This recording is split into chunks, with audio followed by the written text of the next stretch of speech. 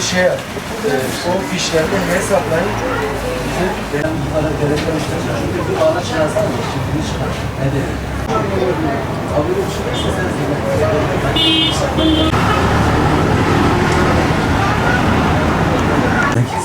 Aykırı 18 sayfa fişlerle poşet olsun. Şimdi kayıt yaptım orada. Yok. Ha?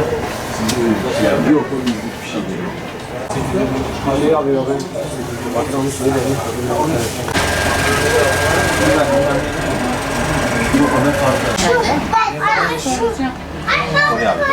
Bir çanta hazırlarsak 300 liraya da çanta var, 400 liraya, 500 liraya da. Biz her sene olduğu gibi müşterilerimizin yine yanındayız, yardımcı olmaya çalışacağız. Tabii ki lisanslı çantalarımız da mevcut, pahalı fiyat aralığı olanlar da mevcut.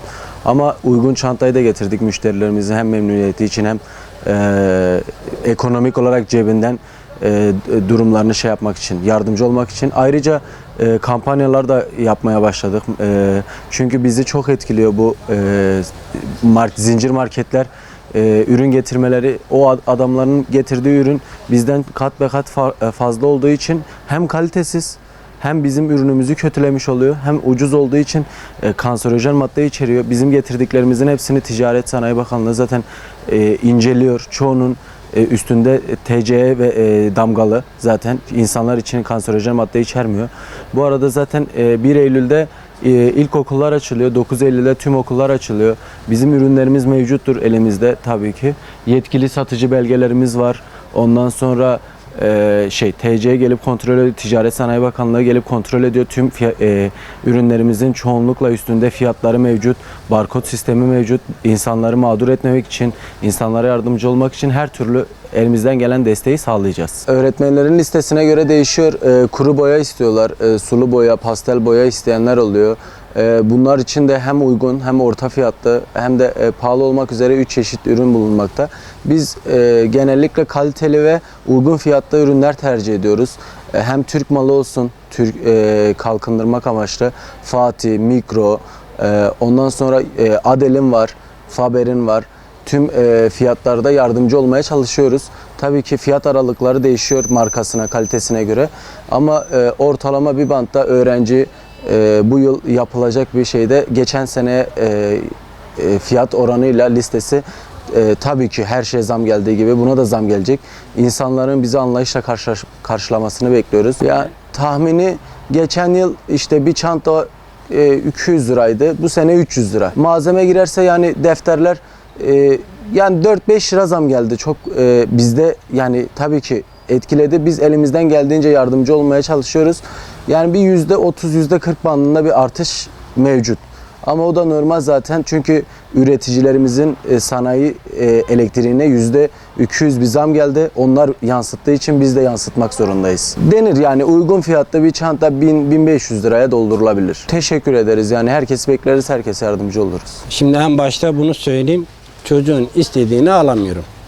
Çocuğun istediğini kendi bütçemize göre uğraşmaya çalışıyoruz, almaya çalışıyoruz. Çocuk bunu al diyor, kızım, oğlum ben bunu alamam. Ona bütçeme uygun olanı alacağım diyorum. Hatta kalitesini de düşürüyoruz, onu da söyleyeyim.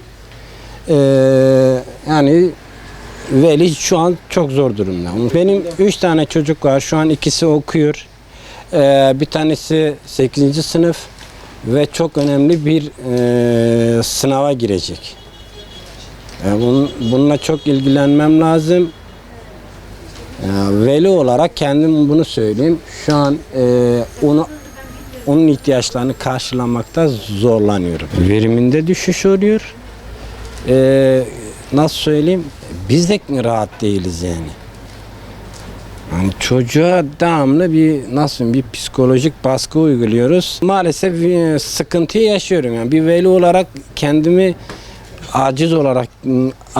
aciz olarak görüyorum. Yani bir çocuğun bu ihtiyaçlarını karşılamamak gerçekten zor bir durum yani. Teşekkür ederim. İnşallah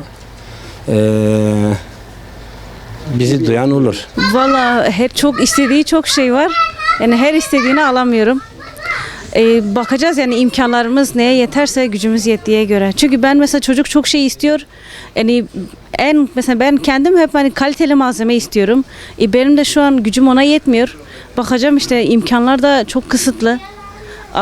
Aldığımız yani maddi şeye göre imkanlarımıza göre hareket edeceğiz. Valla geçen sene biraz daha fazlaydı.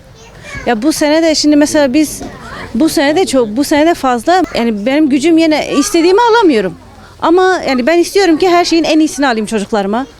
Çocuklar da hani anne bunu al deyince ben mecbur hani biraz kısıtlamak zorundayım. İşte gücümüz neye yettiyse ona göre.